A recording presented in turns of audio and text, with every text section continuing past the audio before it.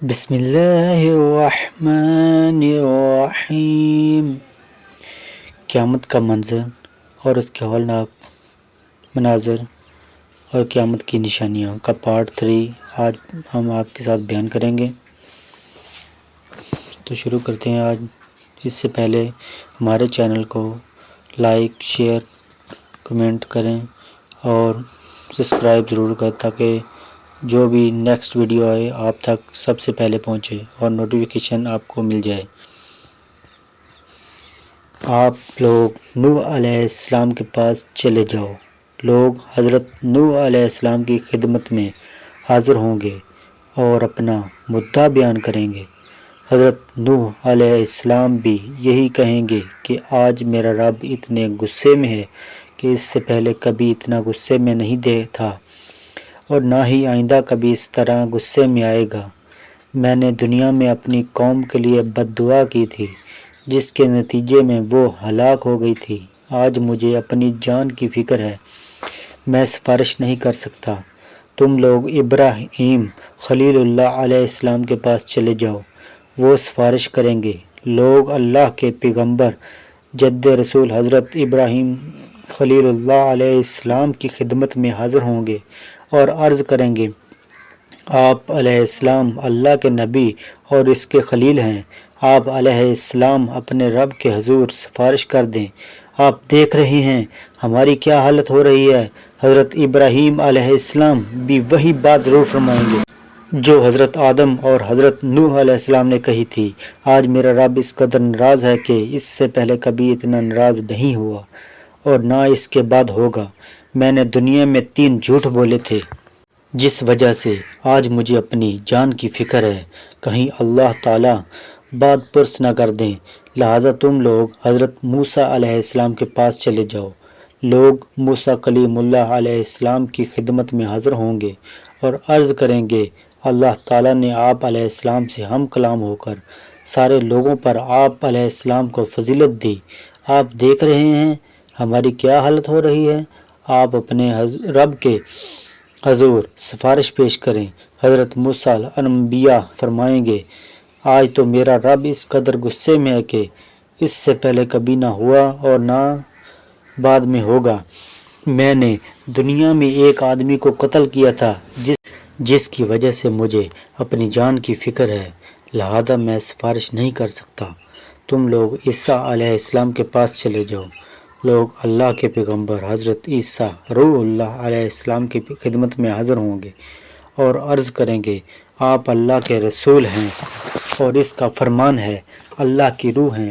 آپ دیکھ رہے ہیں ہماری کیا حالت ہو رہی ہے، اپنے رب سے ہمارے لیے سفارش کر دیں۔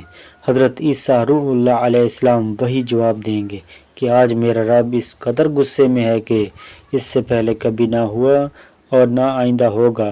تم لوگ محمد ابن عبداللہ علیہ تحیت و ثنا کی خدمت میں حاضر ہو جاؤ، وہ تمہاری سفارش کریں گے۔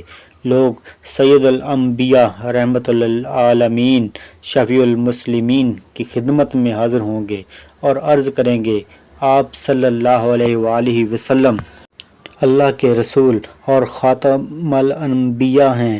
اللہ تعالیٰ نے آپ کے اگلے پچھلے گناہ معاف فرما دیے ہیں۔ آپ صلی اللہ علیہ وآلہ وسلم دیکھ رہے ہیں کہ ہماری کیا حالت ہو رہی ہے۔ اپنے رب کے حضور سفارش کر دیجئے کہ وہ ہمارے حساب کتاب کا آغاز شروع کر دیں۔ رسول رحمت صلی اللہ علیہ وآلہ وسلم فرمائیں گے، ہاں آج کے روز سفارش کے لائق میں ہی ہوں۔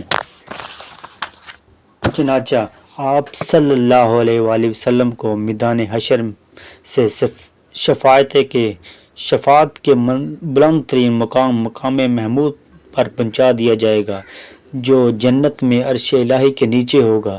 وہاں پہنچ کر آپ صلی اللہ علیہ وآلہ وسلم اپنے رب کے حضور سجدے میں گر پڑیں گے اور اللہ تعالیٰ کی حمد و ثنا بیان کریں گے۔ پھر جب اللہ تعالیٰ کا غصہ کم ہوگا تو خالق کائنات ارشاد فرمائے گا، اے محمد صلی اللہ علیہ وآلہ وسلم سر اٹھاؤ اور سوال کرو، دیے جاؤ گے، سفارش کرو، قبول کی جائے گی۔ یہی شفاعت کبریٰ ہوگی۔ شفاعت کبریٰ کی منظوری کے بعد رسول اکرم صلی اللہ علیہ وآلہ وسلم مقام محمود سے میدان حشر میں واپس تشریف لائیں گے۔ اس کے بعد حق تعالی فرشتوں کی میت میں میدان حشر میں نزول اجلال فرمائیں گے۔ فرشتے زمین کے دور و نزدیک کناروں پر سخت بستہ کھڑے ہوں گے۔ 8 فرشتوں نے اللہ تعالیٰ کا عرش تھام رکھا ہوگا۔ عدالت الہی قائم ہو جائے گی۔ ملائکہ، انبیاء، اولیاء صالح کو بطور گواہ طلب کر لیا جائے گا۔ فرشتوں کو حکم ہوگا کہ وہ لوگوں میں ان کے نامہ اعمال کو تقسیم کر دیں۔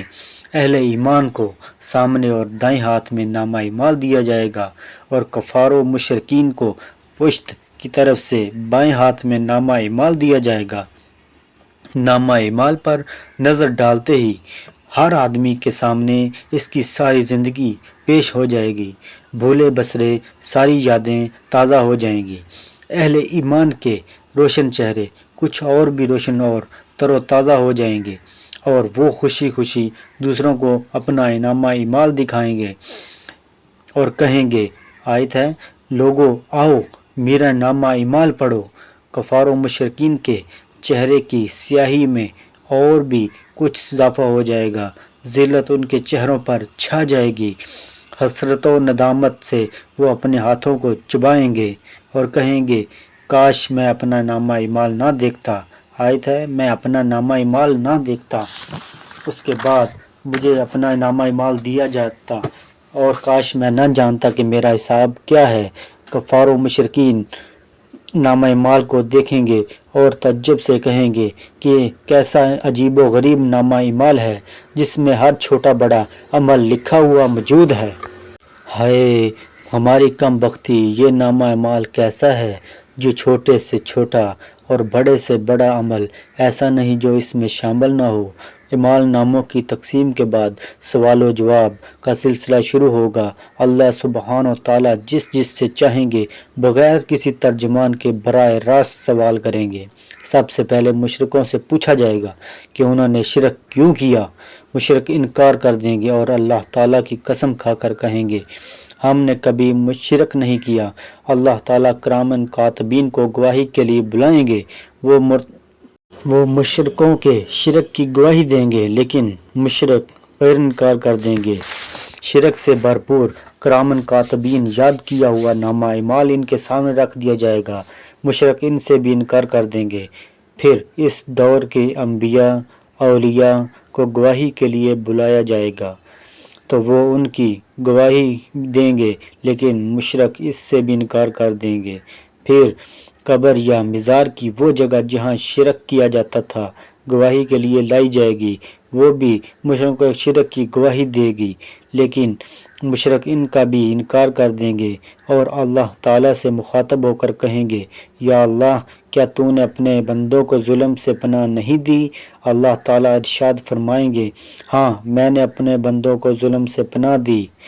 مشرکین آج ہم اپنی ذات کے علاوہ کسی دوسرے کی گواہی کو تسلیم نہیں کریں گے۔